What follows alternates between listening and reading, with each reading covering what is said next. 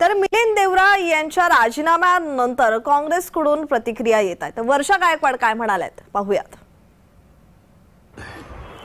आज सकाळी मिलिंद देवराजींचं जे आहे ते मी ट्विट बघितलं।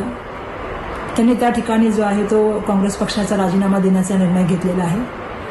मला त्यांना सांगायचं आहे की काँग्रेस परिवार जो आहे हे आपण एक कुटुंब आहोत। देवरा परिवार आणि काँग्रेस परिवार हे वेगळं समीकरण आहे आणि त्यामुळे आपण जो घेतलेला निर्णय आहे त्याचा आपण फेरविचार करावा हे तर मी म्हणेनच।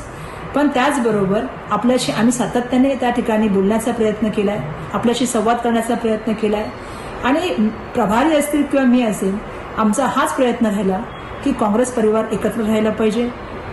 परंतु दुर्दैवाने सकाळी आम्ही बघितलं ट्विट आणि त्याने राजीनामा दिलेला आहे।